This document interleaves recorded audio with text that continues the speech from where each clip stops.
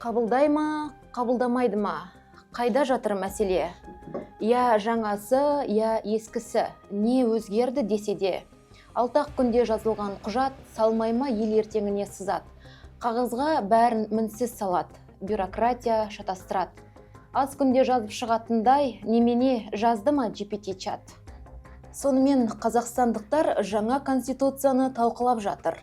Сенбі күні мәтіні жарияланған елдің басты құжатына қоғам реакциясы әртүрлі.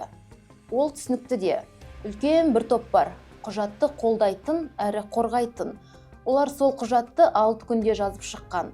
Конституциялық комиссияның 100-ден астам мүшесі мен оның төңірегіндегілер. Енді бір топ бар.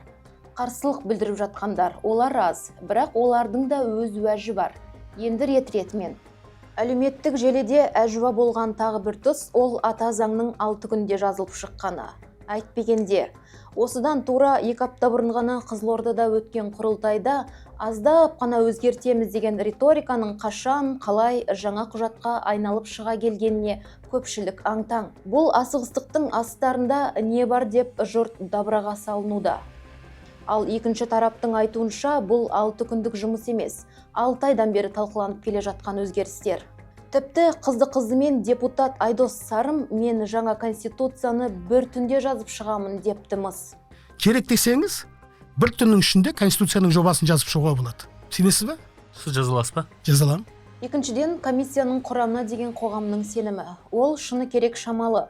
Әсіресе Threads әлеуметтік желісінде Тоқаевтың мобилографы конституцияны жазып жатыр деп Әділ Балтабаевтың комиссия мүшесі болғанын келеке еткен жазба көп. Әдетте желіде жас журналисті оның сән салтанатқа толы лакшери өмірін сынайды. Әрбір қазақстандықтың құқығын қорғайтын ата заңды журналистер мен пиаршылар емес, кәсіби заңгерлер жазса дейді. Мұны танымал қазақстандық заңгер Айман Омарованың сөзі де растайды. Өкінішке қарай жобаны алдық, оқыдық.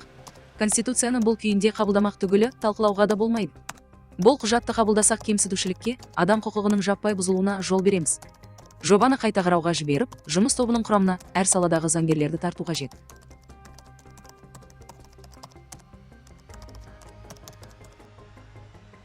Жаңа конституцияның жобасында әсіресе 9-шы бап қоғамның ашық наразылығын тудырды. Осы баптың 2-ші тармағында былай деп жазылған.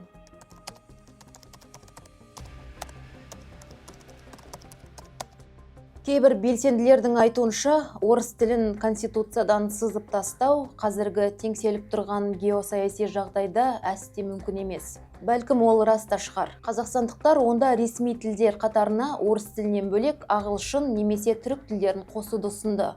Конституциялық реформаның маңызды бөлігінің бірі Сенат пен парламенттің орнына бір палаталы заң шығарушы орган құрылтай енгізуі. Кейбір сарапшылар бұл өзгерістің қаржылай әлде қайда тиімді болатынын жазуда. Тағы бір қызықты жаңалық вице-президент институтының енгізілуі. Вице-президентті президент өзі тағайындайды. Бірақ бұл тағайындау үшін құрылтай мүшелерінің келісімі қажет. Алайда 46-шы баптың 2-ші тармағына сәйкес құрылтай Қазақстан Республикасының вице-президентін тағайындаудан бас тартқан жағдайда президент құрылтайды таратады. Тұйық шеңберді еске салатын сияқты ма? Президенттің өкілеттілігі тоқтаған жағдайда билік бірінші кезекте вице-президентті, одан кейін құрылтай төрағасын немесе премьер-министрге беріледі.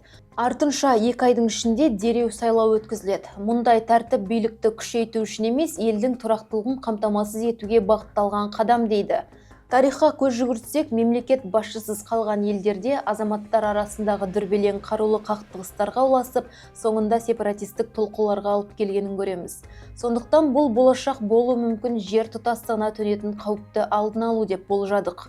Сондай-ақ сіздер білулеріңіз керек тағы бір тармақ бар. Президенттің қылмыстық жауапкершіліктен қорғалуы туралы 48-ші бап 1-ші тармақ. Мемлекетке опасыздық жасауды қоспағанда президент өкілеттілігін атқару барысындағы әрекеті үшін президент қылмыстық және әкімшілік жауапкершілікке тартылмайды. Көзге көрінген тағы бір өзгеріс 33-ші бап. Діни білім беру ұйымдарын қоспағанда ел аумағындағы білім беру мекемелерінде білім мен тәрбие беру жүйесі зайырлы сипатқа ие.